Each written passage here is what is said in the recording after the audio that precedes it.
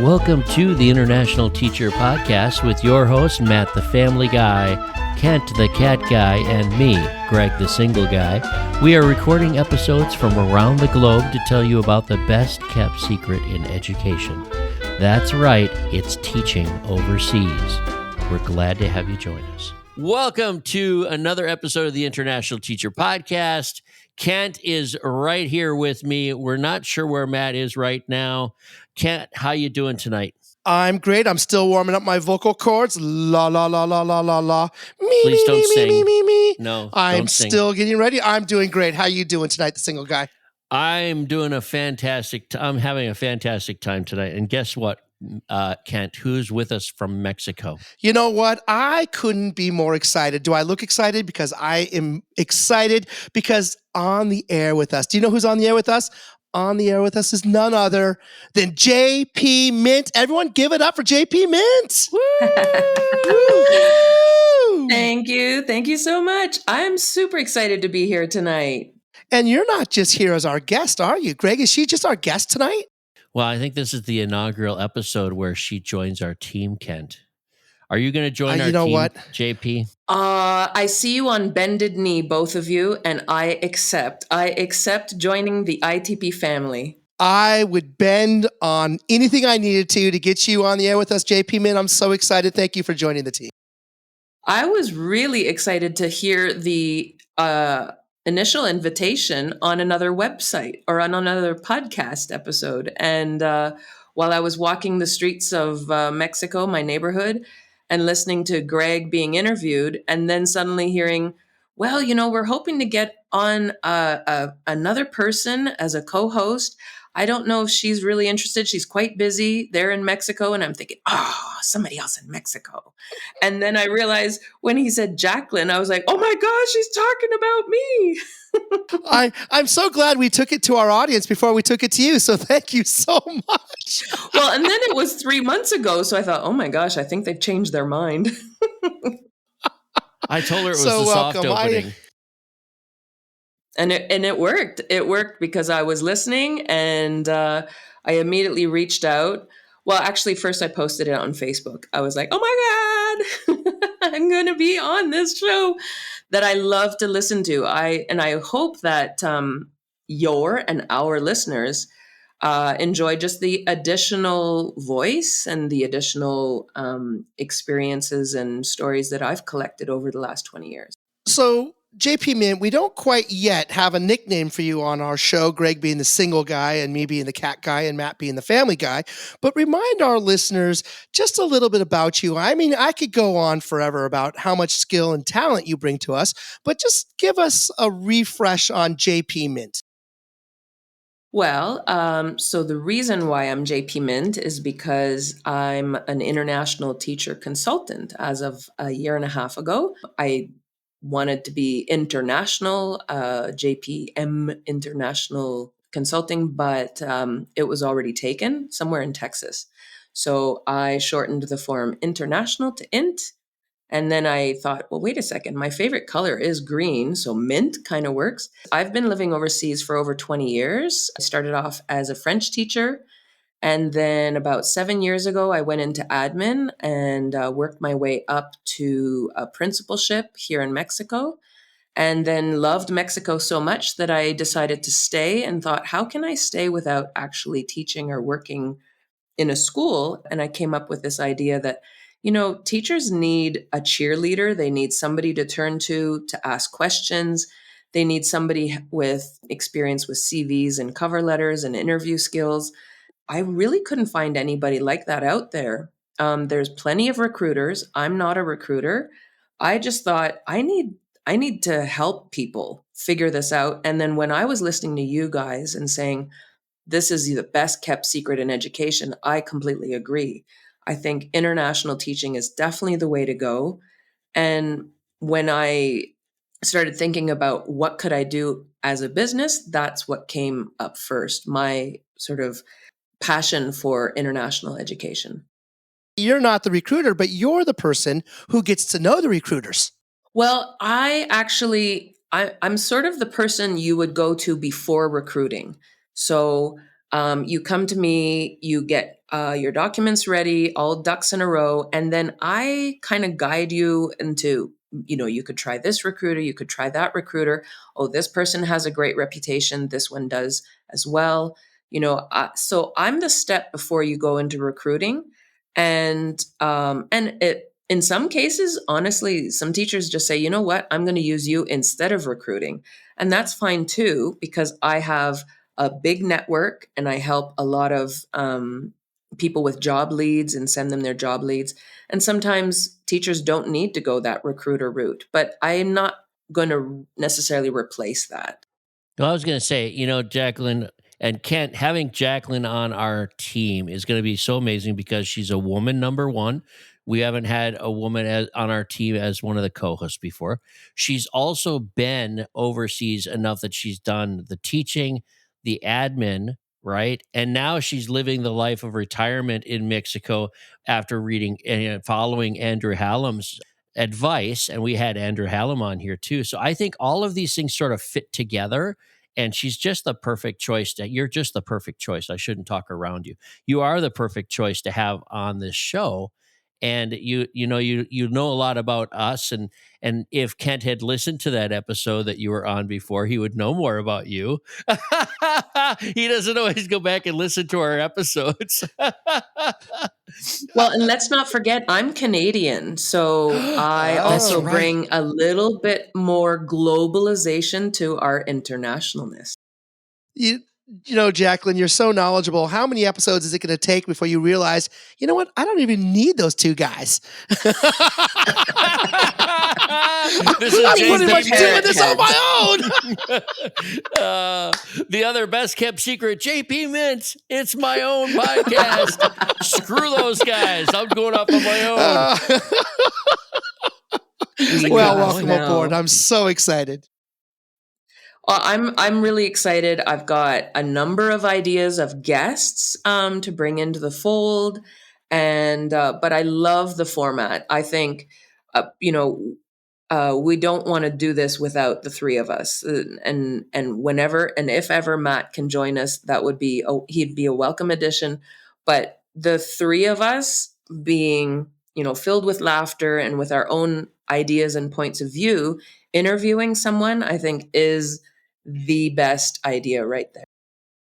I can't wait to sit back and listen to you two interview somebody else, and I'll just edit it later. That will be Greg, a lot of fun. you have never not been in a podcast. Come on now. You are an absolute mandatory person in the podcast. Now that you're part of the team, I can step back and I'm going to go hang out with Matt a little bit, and then we'll come back together. I can't wait. It's going to be a lot of fun, right? My goal is to get Matt on here in the next 1 or 2 episodes for sure. I definitely want him back because I miss him so much. And Kent is so full of energy and everything. But when you add Matt's humor and his point of view, his questions are even better than Kent's, and Kent's are better than mine, and yours might be better than all of us. I can't wait to see that. And you're Canadian. Why not? I will say this. I will say this, JPMint. If you've brought one thing to the show already, it's this idea that we can incorporate video into aspects of our podcast. And the highlight for me for that is that Greg finally put on a shirt. So thank you so much. I 100% So now all our listeners are going to be sitting out there thinking that I have no shirt on. That's really great. I can't. I'm sorry, listeners. I didn't even talk about the shorts yet, okay? I haven't gotten there yet. I'm going to go to calling Green Bay in from Packers now on. all the way. I'm going to call in all of my episodes from now on with you, Kent. I'm not doing any more of these online, like video online things turned into audio. I'm just going to call in from now on. Well, and can I just say, not only the shirt is being added, but also I with Greg's help, we have created a Facebook group. So ITP Expat is now on Facebook, and ITP Expat. Yes, it's www.facebook.com/groups/ITP Expat. The reason I proposed doing this, and thankfully you guys accepted, was that I thought our listeners might like a place to be able to ask questions about the episodes. I know personally, I sometimes just wanted a place to share how excited I was to hear about a certain episode or a certain interview. And I felt like I was kind of alone as a listener. And I thought this would be a great place for people to say, hey, episode 36 was so cool and so funny. And we can bring back episodes, people talking about past episodes. This is a place for us to announce upcoming episodes. It's a place for even just new and veteran teachers to ask questions. We do have a lot of international teacher groups. I belong to, I think, 14 of them. But I think this could be a very unique place where people can fangirl and fanboy about the podcast, because I felt like I knew I was one of thousands of listeners, but I didn't know who else was listening to this podcast. Kent, she sounds very serious, doesn't she? She sounds like it's You know a what? lot of work. I think, well, number one, our listeners are going to know immediately that JPMint works very hard and is very organized. She does most of the work, and Greg and I pretty much, Greg, what is it exactly that we bring to this project? Absolutely nothing. Absolutely nothing, Kent. ITP expats with an S behind that for the without website? the S, just like the website, www.itpexpat.com. You can check out the website for more information. I'm going there. I might be going there now. We'll see.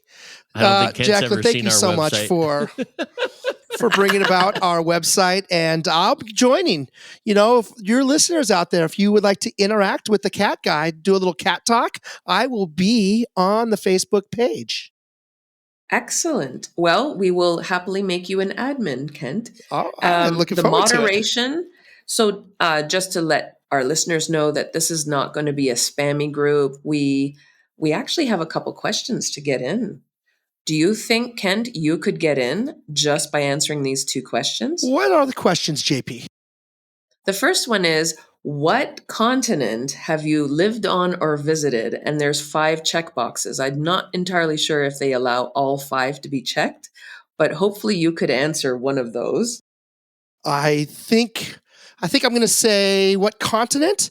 I'm going to say Asia and North America. Excellent. That count? Well, the Americas would be one of the continents. All right, the Americas. I might have. Okay, strike one. I got that. I'm going to go with Asia for the Arabian Peninsula. Correct. And then the second question is, what is your favorite ITP episode? Bonus points if you have the number. Wow, I love that.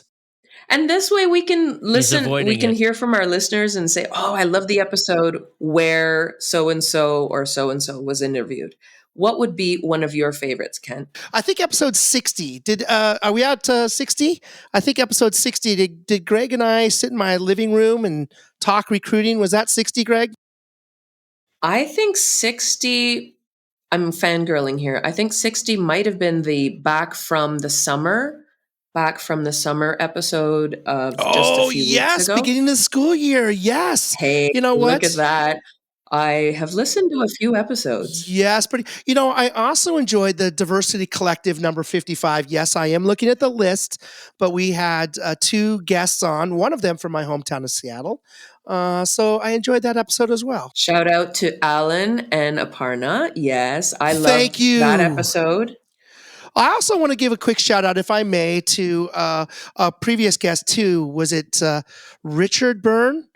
Richard Byrne from freetechtips.com. My shout out. He's a friend of the podcast and he has just started law school. So big shout out to a friend of the podcast, Richard Byrne, going to law school. Excellent. freetechtips.com. I think he's selling a little bit of a tongue twister. He's coming back a little bit, cutting back a little bit on his blogs and stuff. He's going to do more, I think, weekly stuff with some extra videos and links back to other things, content he's already done, and he needs to just take some time off to study. So you're right. Good shout out, and thank you for mentioning both of those episodes. Are great. I like all of our episodes, guys. I'm sorry I'm going to bug out on that one, but hey, before we do anything else, I want to turn a little bit towards an episode right now.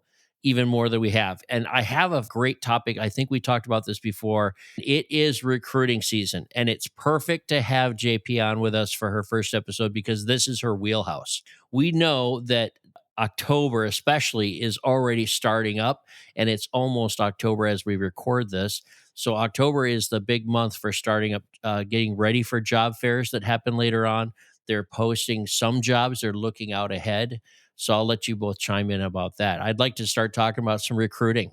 Yeah, actually, the season started in August this year. It was crazy as I was still trying to place a few teachers that were still looking for positions this fall, and everything was being listed. And we had to actually really read the fine print. Is this a position for 2023 or for 2024? And there were already positions being listed.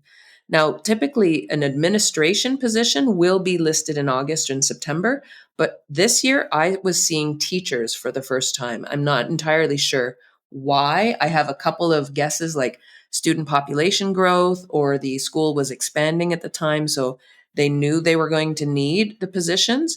So they were already posting them in August. It's getting earlier every year. I think in 10 years, we're going to have to start recruiting at like sixth grade. And if you would like to be an international teacher at Hanoi International School, right? Well, come on, think about it. You're a sixth grader now, and we need to start accepting your application, your CV. It's crazy that it's already in August. You were seeing that, Jacqueline. I mean, I truly have always thought it was October. It's much different in the States or Canada. I think that the recruiting happens right before school, but internationally, it's always been not always. It's been earlier and earlier every year. I know the job fairs happen earlier every year too, don't they? Wow, August it started Well, already. and to say that the peak season is still October to March. So October to March is when thousands of postings get posted, the job postings get posted, and the job fairs start. So the international job fairs, which I know Greg is a big fan of. I haven't heard your experience, Kent. Did you ever get into an international job fair? I was on my way to my very first international job fair when I got my job midway toward to the conference. So I never made it. I canceled my reservation and just took the job. I have been there. I've done that a few times where I signed up, and there was one in Boston. Thinking it was the Search or ISS, I can't remember. And I was signed up, and then I got a job offer 2 days before, and I hadn't bought my ticket yet, fortunately. And so, actually, no, I think I did, and I just ate it. I was like, I'm not going. I got my dream job in the Middle East, so I didn't go home. Or I mean, I didn't go home for that break, and I didn't go to the job fair. Let me ask you this, Jacqueline. Is there a hot region? When I think about recruiting, I think about the different areas of the world. I think about the Americas. I think about China. I think about the rest of Asia, the Middle East, Europe. What what does it look like to you in terms of the different regions of the world this year? Yeah, well, I'm glad you asked because, to no surprise, I'm sure to any of our listeners, the top three countries in the world for international teaching are in Asia, China, UAE, and India, and Japan is in the top five. And then just outside of Asia is Mexico, my now home country. And I was really surprised to read that. This is information from ISC Research, and I was attending a couple webinars recently, and I saw this um, I saw this fact, and I thought that was rather interesting that Mexico was following in at number 6 or 7 in international schools in the world, but China, UAE, and India. So for our listeners out there, if you like me have stricken off certain countries from your list, um, it's well and good if you have preferences, but just know if you are striking any of those off your list, you're going to be striking off quite a few possibilities, quite a few international schools. One more follow up, and then I'll let Greg jump in. If What's the difference in the strategy I might use if I was targeting a school in Mexico versus maybe targeting a school in UAE? Would I do the same exact process to kind of chase after those jobs, or is there a slightly different approach I might take depending on those regions? That's a really interesting question I hadn't thought of before. I know that, for example, your CV is likely going to stay the same. I'm a big believer in cover letter templates just simply because we're applying for so many jobs. I always call it sort of a dartboard, throwing the darts at the dartboard until you hit that bullseye. So you want to apply for as many jobs as possible. If you focus in on, let's say, one or two or three schools, you might be very disappointed. Whereas if you throw the dart at the dartboard, you get a number of interviews. Those interviews lead to possibly future networking opportunities and eventually an offer. But would it be different if you were applying for a Mexican school or Mexican international school and let's say the UAE? I don't think so. I think simply because these are all international schools. Now, whether they have a local curriculum as well as an international curriculum, for example, American or Canadian, IB, British, Australian. These are all possible possibilities in any of these countries. But I think as far as the application goes, I think it's going to be the same. I'd have to agree. I think this is the stage, very beginning of the time where I always started to get together all of my documents. I know there's lists of documents that you need. You need to have transcripts from your schools just in case they ask for them. They might be in sealed envelopes, and that takes a while to get those from your university.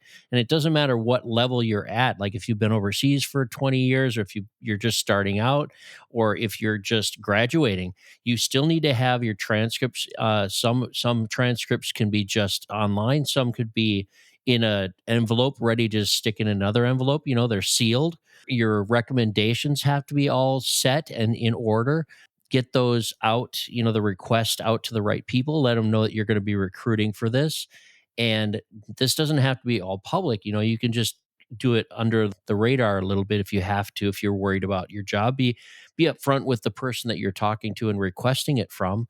But I think this is the time that no matter where you set your sights on, there are so many documents that you want to have prepared, starting with your CV, right? Get that fresh. You want to have it updated. You want to have all your current information.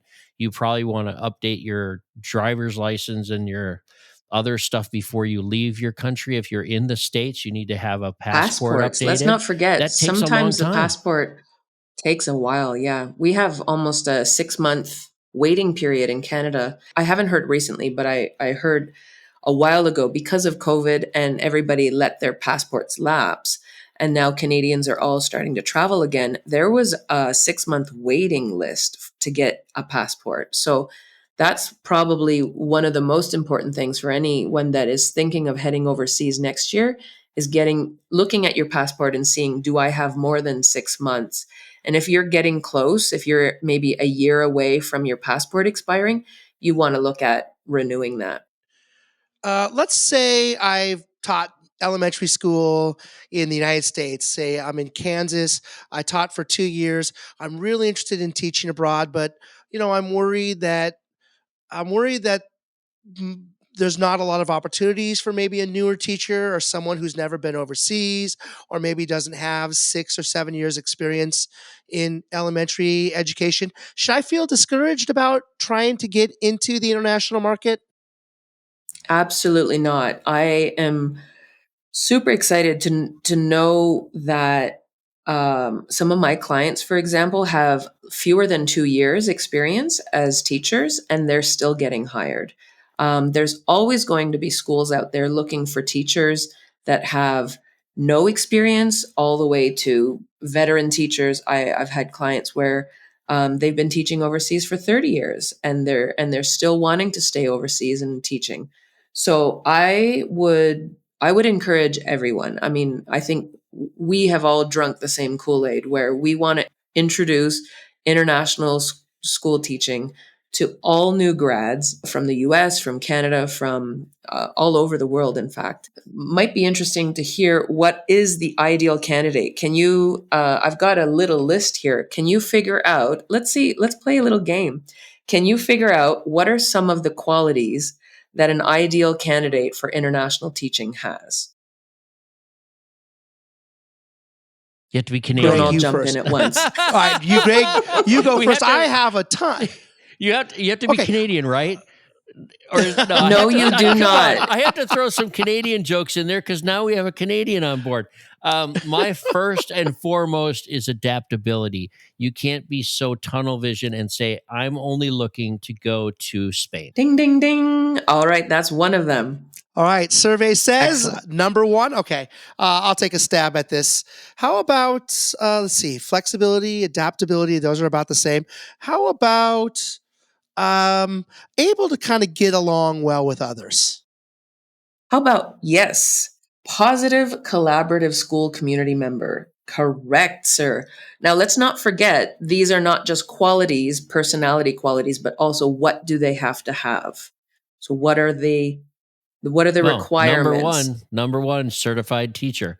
You have to already be certified Exactly. before you're not going on vacation. Okay. You're going out into the world as a teacher first and foremost. That is the number one answer. number That one is again, the number Kent. one. I'm in the Yes, lead, because if you are not a certified teacher, it will be very difficult. I'm not going to say it's impossible. I even have some clients that are not qualified yet, not qualified teachers, but they are doing the work, either PGCE or there are a number of programs out there that will help them go from a teaching or from a university degree to a teaching certification. But every single one of them is a university grad. So that is the first and foremost what everybody needs. Is this Ken, the what same? else does somebody need? Well, is this the same as certified teacher or is this different? You're able to secure a visa in the country that you're interested in. Well, all of these qualities help you secure the visa. So you have your degree. Yep. And in some cases, this will be a little bit of a hint. In some cases, certain countries require what in addition to your degree? I think a background check. Maybe that wasn't answer. even on my list. You took my That answer. wasn't even on my list, but you're right. It's a good thing that JP didn't do a background check before she joined us. What she would have found out about Greg and I. How about before? Well, are we talking about like, maybe a police check, fingerprints maybe? Well, those are all the same, I guess. That would all fall. Yeah, that would all fall into the same category. Well, what else? No, How about- I was thinking, in specifically, maybe this will help. China, for example, needs your degree to be in what you're teaching. Oh, okay. Yes. But also, in addition to that, you need what? Do you need to translate your transcripts? Mm-hmm. No. I'm pretty bad at this game, actually. Greg, what do you think? I'm a little stumped because not every country is going to require you to have the degree in your, not every school, requires you to have that degree in your field that you're teaching, right? So Correct. China is one example that does. And UAE is another one. So those are the two big. Right. Those are the two big countries. They require the degree, and it's very. I mean, it's rigid. It's very blatant. It has to be So let me ask written. you this: so if I want to teach math in UAE at 8th grade or above, or 6th grade or above, my university bachelor's degree should say math on it. Or your Bachelor of Education should have math. Math should say specific. But it's not good enough for my teaching certificate to say math.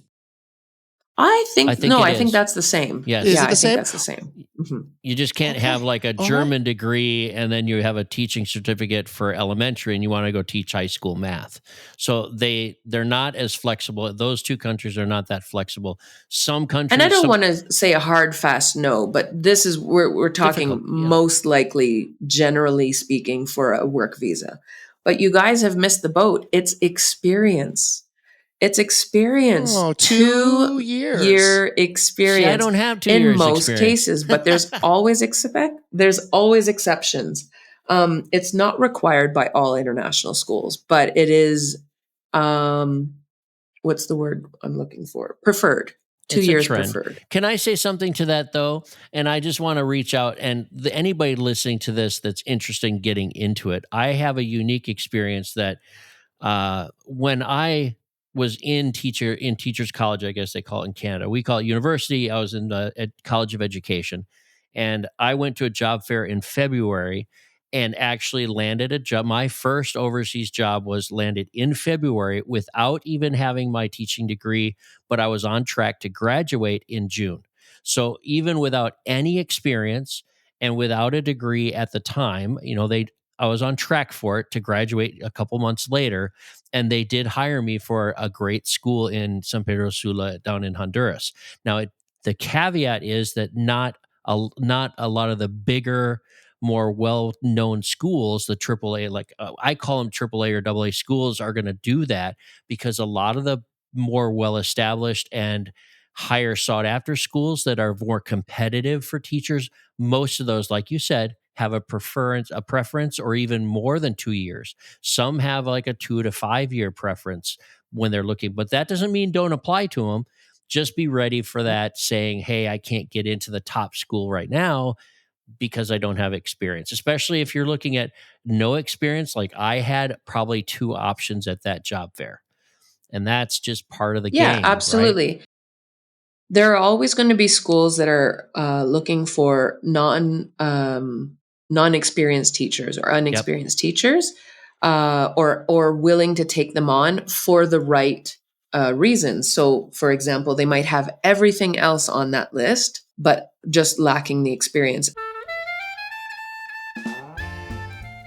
We'll take a moment's break now to remind you how to reach out to us. Of course, you can address any negative comments to Kent, the cat guy.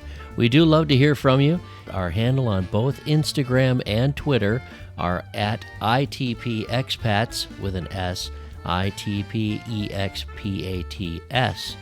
As a handle, if you want to, you can send us an old email at internationalteacherpodcast@gmail.com, or you can visit us at our new website at www.itpexpat.com. www.itpexpat.com. Well, back to the show. One other thing three more qualities. You have to be good looking. No, that was just me the first year. That's why they hired me, Kent, right? Because I was good looking. And then, now So let's it's just changed out. recap. Let's just recap Yes. to think She's what so is missing, serious. right? Yep. So, Yep. Kent, she's so the serious. degree and certification needs to be there. The experience, you need to be open-minded and flexible, as you've said, and a positive, collaborative school community member. But there are still other qualities. 1, 2, 3 other qualities. What are we missing? It's not speaking the local language. That's not one of them. Let's just say that right up front. It's not teaching that. Correct. It's having a commandment of the English language in most of these schools that you're teaching, and then your field of study, right? So it's not that. Don't think that. Yeah, so I didn't even write that down, but you're absolutely right. An English speaker has to make that list. I suppose I didn't think of that because there are options of French international schools where the lingua franca is French. Right, But there's I would say outliers, more often than not. Yeah, the majority of schools- 99%. Yep. Majority of the schools, you have to be proficient in English. And I just got done talking on an episode with a woman that's in the States, and she has very proficient English now. She's Brazilian. That was last episode. That was one of the last episodes that aired. And she had to really work on her English. She told me that. And it's a barrier for a lot of international teachers that are not from Canada or US or other English first language, countries. So that's one of them. I'm still thinking of the 3. Kent's got one. You know what? I'm going to throw one out, but this is not I'm thinking these are more dispositions. Am I right about that one? Are these, I think probably independent problem solver. You hit the ground, you might be living in the local community, shopping at the local stores. You probably have to be able to kind of hit the ground. There'll be support, but you got to kind of have to live your life in a new country. open to adventure and being resilient. Could that be it? Yeah. Wow. Right? Yeah. The way you said it sounds really good. Is that No, one of them? absolutely. Yep. Yeah, absolutely. I think in one of your past episodes, I heard you say, don't go overseas. Oh, it was the top 10 reasons not to go overseas from Yes. what book was that again, Kent? That was Finding the Right Fit, www.amazon.com, or wherever you buy your finer books. That's right. And it was, if you can't live without X, Y, and Z, maybe, Z, there's the Canadian coming out in me. That's a Z If for all you're you not English able to speakers. live. That's a Z. So what do they If speak you're in Canada then, Greg? Kanucky. Kanucky. If you're not able to live without certain items, you might not want to head overseas. You might not be that sort of adventurous looking kind of person to be resilient, to accept that things will be done differently, things will be challenging, things will be difficult sometimes, and but fortunately, you're not alone. Very often, we call them cohorts, don't we? We have the other people that have been hired at the same time who are just in the same boat as us. And we also have our school community to rely on. Sometimes we're very good friends with our bosses. I've heard you guys talk about, heading over to your superintendents for dinner. And so there are people we can rely on when challenges are faced. But if you feel like you're going to have a difficult time with things that aren't running the same way as you're used to, international teaching might not be for you. Okay, we're down to 2. I'm feeling pretty good about this. Greg, you want to throw in a stab or you want me to do it?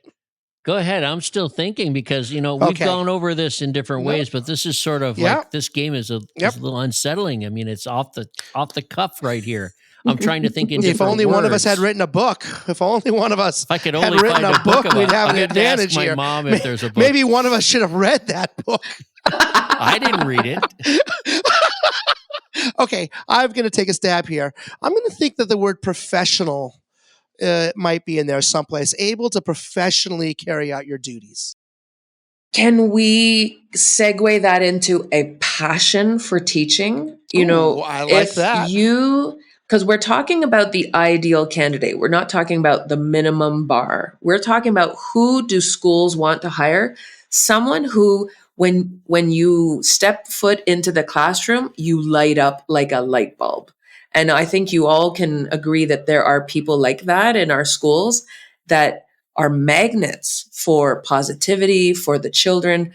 They have a passion for being where they are. And I think that's the ideal candidate as well. And I think We're down to 1. During an interview, Jacqueline, Kent and I mentioned this, I think in the past, at some point in a discussion online, we talked a little bit about this is also the difference between what you look like on paper and when you interview in person, not even video, but in person, face to face, that a lot of directors and a lot of recruiters can actually see that sort of oozing right out of you.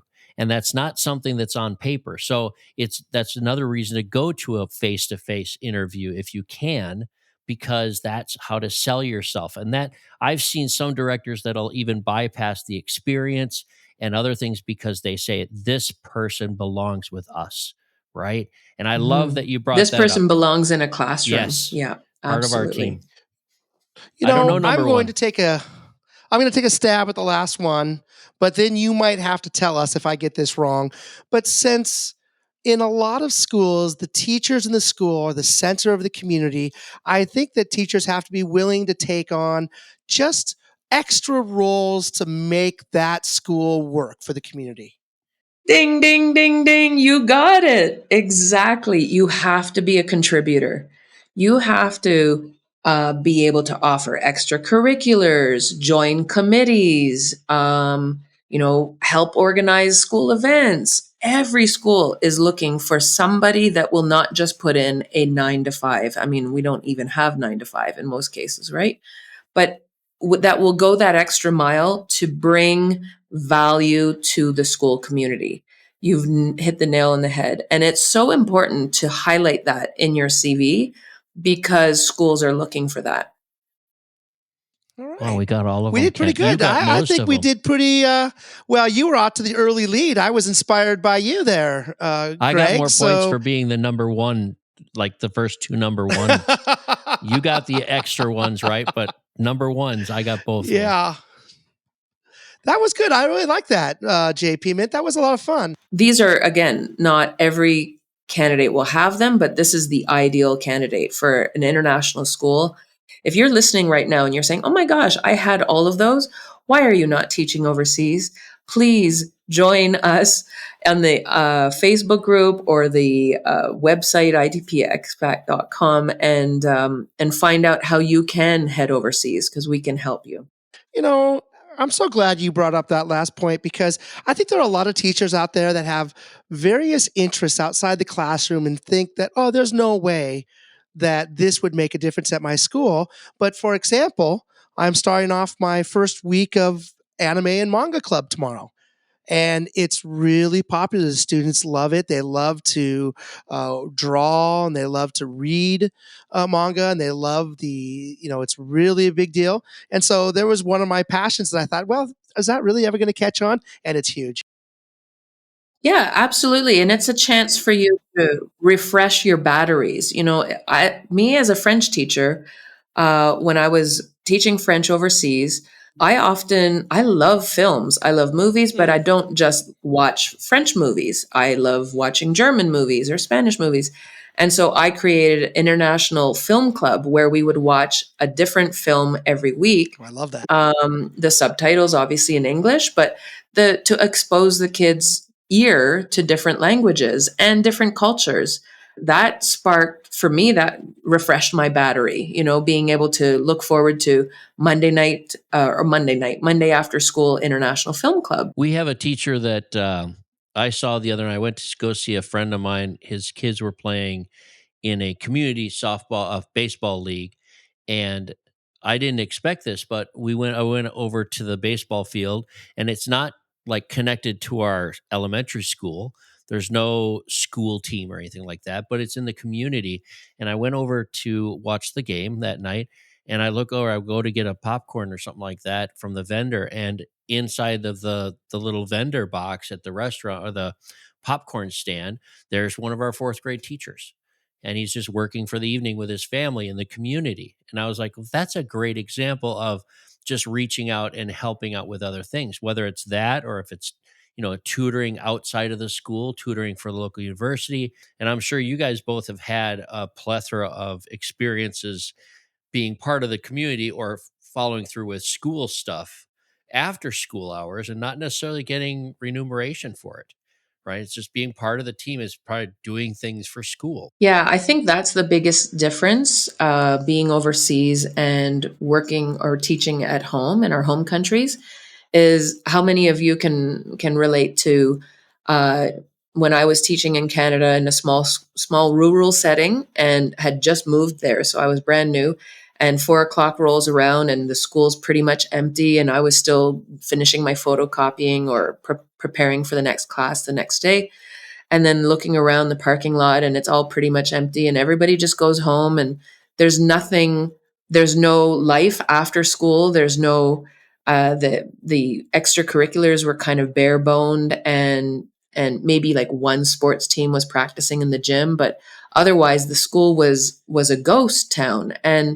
And then I'd go home and nobody to really talk to because I had just moved to this small community.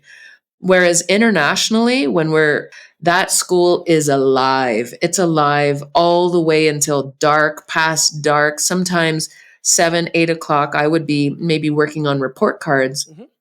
and I'd go to the parking lot and it was still half full. And it's like, what's going on? So I would walk around, find somebody in the gym. There was a yoga class for teachers happening. There was a drumming circle in the music room. I mean, the school was still alive with people, with teachers, with family members, not so much the students. The students would be home, but the teachers and the community members were still around, and you felt that support all the time. You didn't just go home to your sad little apartment at 4 p.m. Greg and I just recently volunteered. We're having a big parent university where the parents just voluntarily come to the school and teachers volunteer to teach and discuss community-related, school-related topics. And both Greg and I are going to participate with some evening classes coming What's up. your class going to be about, Kent? Cats? Graphic novels. Yeah, cats and graphic Aha. novels. There you go. Mm. And I'm doing some kind of tech related stuff, to help parents. And I love the idea that a lot of these schools I've been at have language courses that are going on all through the afternoon after school sort of ends, and the majority of students go home, and then adults from part of the community all show up and learn local languages or foreign languages. I think there's so many. It's a great topic, and I'm glad you brought that up, because the school in a lot of these places, the international school, is that pinnacle of, it's a hub of activity. And like you said, there's always something going on. They're using the gym, they're using the equipment, they're using the ball field, they're using the music room, they're using the classrooms. And that's one of the draws for international teaching, in my opinion, is that you have an immediate community outside of school, because things are all happening at school, even when you're done with the school day, whether you want to or not. I mean, sometimes you just want to go home and go to sleep. You had a long day like today. Oh, Oh absolutely. my God. Yeah, for sure. I'm sure there are many people that want that 8 to 3, or, I close my door and I don't live in a fishbowl. And there are aspects of that as well, possibility. But at the same time, if you're looking for that school community, especially newcomers, I think with time and years at a school, you start to be less open to spending all your time at the school. But I think for those initial 2 years, and a lot of times those are the contracts, right? We just go for 2 years and we might leave. For those 2 initial years, it's a welcome to have that supportive community. So we've talked about recruiting so far, and this is valuable. Like, people going out, look at what's the ideal recruitment candidate look like, and that's going to change with a lot of schools in the details. But this list that you put together, it's general, and it really goes with every quality school that's looking for this.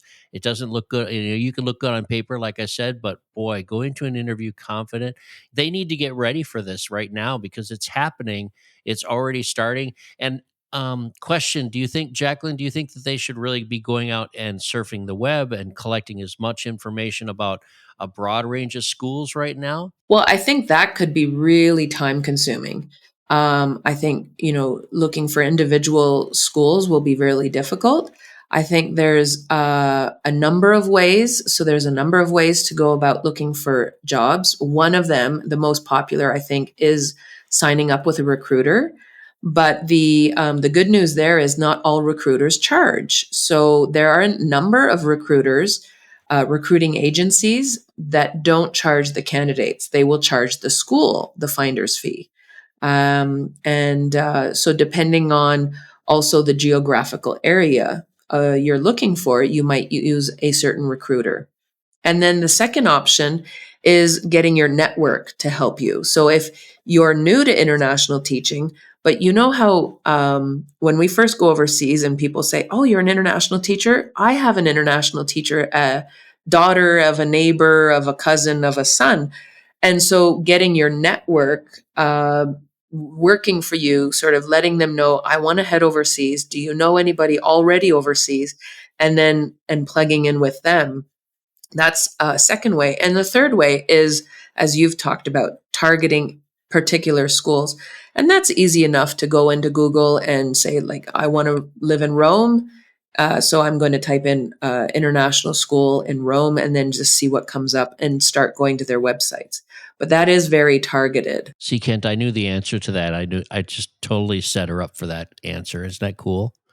And by the way, that number 2, we call that the 7 degrees of Kevin Duncan, which is so cool, right? Remember that, Kent? Are you muted, Kent? Hold on, you broke up. I was wondering, Oklahoma. do you remember? Oklahoma? Do you remember the 7 degrees of Kevin Duncan? Oh yes, of course I do. Of course I do. Everyone knows Kevin Duncan. He's the story It's collector. a small world. Another yes. friend of the podcast. Small When world. I listened to that episode, I started to think, wait a minute, I think I have that book in my bookshelf. And I ran over to my bookshelf and I found the New Normal Volume 2, love which that. I got at the PTC. I paid for it at the PTC. They were selling them there. Awesome. Hey, while we have you on as a guest, I need to ask you something, Jacqueline, Not a because, guest. Not a guest. well, Not a no, she's guest. sort of like a guest. She's a new It's her co-host. introduction. This is the Do we call her a inaugural. This is the co-hostess? rollout. This is the rollout. The inaugural. We need to get this out of the way. Hostess. So I'm the hostess with the mostest. So we need to get this out of the way, Jacqueline, for our listeners from now on. They just need to know this. I have two questions for you. I'll ask the first one, and Kent can ask the second one. The first one is, are there three things that you can't live without when you go overseas? Because you've been all over the world and you've been doing lots of different schools here. What are the three things you have to take with you overseas or that you require? Oh, geez. I wish I had come up with my answers beforehand. Oh, wait, here they are. The first one is I own 15 Turkish carpets. I am a proud Turkish carpet owner. I lived in Turkey for 8 years, but I bought those carpets within 3 months of arriving in Turkey, Do you knowing still have that those carpets with you? I'm talking with one right in my Wow, background, I but love that. that's why my house has been the same for 20 years, because I hang my carpets on the wall, on the ground. It makes my home home. So that's the first thing I cannot live without. The second thing I cannot live without is my memory foam pillow. And I travel with this thing, and it is heavy. It takes about half of the size of my suitcase every time, but it guarantees the same night's sleep. I could be sleeping on a cardboard or a plywood board, but if I have my pillow, I can sleep. And the third thing I just happen to have right here. It's Zavita. This episode is sponsored by Brought to you by Zavita. The only thing you'll need. Zavita. What is Hazelnut Zavita? vanilla coffee beans. I buy them at Costco, and so I carry them in my suitcase. I have bags and bags of them here in Mexico. And it just makes my coffee the same every time. So I don't drink coffee outside my house, but I have about a half a pot every day. And that makes me very comfortable living overseas anywhere in the world. Awesome. Awesome. And Kent, do you remember our other ongoing question for guests? She's not a guest, of course, but we haven't heard Not a a guest. certain story Host, from her yet. Hostess with the mostest. Oh, wait, before we go to that, can I ask, what is Kent's? Because Greg, I know you like a maid, you like some kind of transportation to and from school or some easy way to get around. And I think the third thing was from that story you talked about going to a house party in Cambodia. It's not a bag of rice, but it's a bag of ice. Yes, I have to have So ice. those are your three things, but I don't know Oh. Kent's. Yeah, I Kent- don't You know know what? Kent's three things. I think, well, mine are pretty. I mean, listen, without mentioning my wife as part of those three, I assume she'll be there. But the cat is one of them. People will know that that I'll go to great lengths to get my cat in and out of the country that I'm visiting. Two, my Kindle, my e-reader, and Ooh. I'll tell you what, most teachers are readers, and when you move around a bit, you don't want to take boxes and boxes and boxes of books. And so I've got about 1,800 books on this Kindle of mine, this Wow. e-reader. And one of my goals is to try to read 5 books a month, not counting manga. So Oh I'll my spend gosh. a good hour and a half, 2 hours a day trying to get some reading in. And if I tried to buy all those books, it would just it wouldn't be feasible to keep them or move them around. So You're talking about, but you buy them for your Kindle, I but you're buy talking them about the on the physical Kindle as books. ebooks, but I'm Yeah. talking about ebooks. I mean real books, paper books. To buy those would be. Well, and then what would you do with them once you're done? What I would mean, you you'd do with have to them? re-gift them or Well, most of my books too are Yeah. fairly niche. You know, I'm a nonfiction reader for the most part. Tend towards science, and there just isn't really a huge market for those around me. So the Kindle is a lifesaver. So cat and Kindle, cat, cat Kindle. and I'm feeling a Kindle. theme You here. know, and I think that I always like to have Kent. I always like to have a musical instrument around me. Looking around my room here, I have a piano, an electric piano. I have 3 flutes and 2 recorders in the other room, and so some sort of some sort of way to make a little bit of music, I think, would be my third thing. Excellent. See, I just learned something about you, Kent. I didn't know you had that musical side of you. I think I enjoy it. I wouldn't say that people around me enjoy it that much, but There's always mice and I would following him around when he plays the flute. but I think it's just a musical, making a little bit of music, whether it's a harmonica, a recorder, a tambourine, drums, piano, is just a great way to take your mind off the day and make a little bit of sound in the universe. It's nice. Hmm, very cool. All right, our last question for you as a pseudo guest and first time co host. Tell us a story about the police. Do you have a police story for us? Ooh, I have a police story. Okay. I had just come back, so I had a car. I owned a car in Oman in the Middle East, and I had just come back from the summer. And I was very excited to be back in my car because in the summertime, if you don't have a car, you're relying on people. It's kind of nice to just come back home to your car. And as luck would have it, I was turning right at a stoplight and there was a police car in front of me and he was making the same right turn, and it was one of those yields, where you yield into traffic. If there's no traffic, if no one's coming, you can just go, you don't have to stop. And he had stopped, so that was fine, and I was looking to see, oh, we can go, and I pressed the gas without looking up and he had not gone, so I hit him. And I just did a little love tap on his back bender. And it was at that point that I realized I had not renewed my car insurance yet because I had been away for 2 months. And I suddenly realized if he asked for my car insurance, I was going to be in really big trouble. So I immediately put my hands in a praying fashion and started rubbing them together. I don't know where I got that from. I learned that somewhere in Asia. And I put my head down and I bowed and I rolled the window down and I said, please, please, please, please, sorry, please, please, please, please, sorry.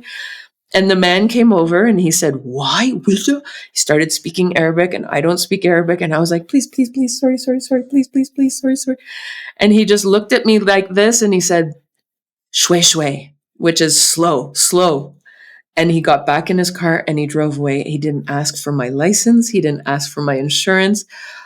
He could just see that I was almost in tears because I thought I was going to get just taken away right at that point, lose my car, perhaps even lose my job. I was so nervous. And it just goes to show how beautiful the Oman people are, that they are hospitable hosts in their country, and they understand that sometimes people make mistakes. And I just made a little love tap, a little mistake, and I was going too fast, not thinking, not going shwe shwe. I love it. That is awesome. Thank you for sharing that story. Kent, you would have been locked I'm up. not exceptionally proud of it, but I thought it does speak to what can happen overseas. And, not everything is all about getting dragged into jail or, consequences. Sometimes you have a beautiful soul on the other end who's just forgiving and understanding. A lot of our stories have been really fun and they're not too personal and they're not like Turkish prison type stories, And I think that's what's so fun about sharing them is because a lot of them have little twists on them. Most of the time they're harmless, which was what we enjoy. But I think one of my fears, I have a couple of rules like stay out of the local newspaper, stay out of jail, stay out of the ambulance, local hospital. Those are some rules I've come up with overseas just for fun, but they are sort of serious too. One of my fears is getting pulled over. I don't like getting pulled over by police, even in my own country. So it's just exacerbated by the fact that I'm a guest in another country. And, the stories just roll about that, driving and getting pulled over by police. So, well, I think it's everyone's fear, especially if they don't speak the local language. Absolutely. That they're going to be put in a situation where they need legal help and they don't speak the local language. But that's what makes it so much fun to live in a different place. It's the excitement, the stories you tell afterwards, and that you get out by saying shwe shwe and you start praying a little bit. That's great. I love that story, though. Well, and this is why I love this podcast, is because I think we've talked about it. You guys have talked about it on the show before, where you go home in the summertime and you try and tell these funny stories, and people are like, "Oh, really? Is this going to be another one of those overseas stories?" And we get to share them with each other on this podcast and hear them and live those moments of why we live overseas. We're not talking about, the local grocery store has a sale on something, on toilet paper, the sort of mundane conversations that we might have back home. We want to talk about the adventures that we're having. It's more and like that's they why I love actually this have podcast. toilet paper at the store now, right? That's a different kind of story. It's not a sale. It's like they there's actually no, have they some. got, they've got the good stuff. Matt and I have tons of stories about that. Like, they really do have toilet paper now. There are chains. I'm sure there are WhatsApp chains out there of people sending out messages like such and such is on the shelf right now. Stock up, stock up. Absolutely. Yeah, I'm still waiting for Miracle Whip to make it to the Middle East, but I still have to rely on Carla, Kent's Carla, to actually bring it back for me. I'm excited about the upcoming episodes. I sort of want to put out a shout out to a lot of the contacts and friends and former colleagues that I've worked with over the last 20 years that I'll be reaching out to and asking if they'd like to be a guest on ITP. Would you like to hear what some of them are, what some of their specialties are? Love to hear about some of them. And there are probably people who turned us down when it was just Greg and I. Now that you're on the team, they're willing to come on the air with us. Who is on your list? Well, I'm glad you asked. I have a couple of recruiters.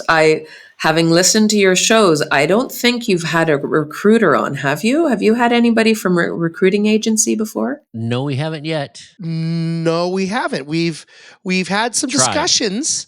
Once they met us, We've they tried. did Okay. not come on the air. Well, I have a couple recruiting friends and former colleagues. Actually, they're both former bosses. So I'm going to reach out to them. Nice. And hopefully they'll say yes.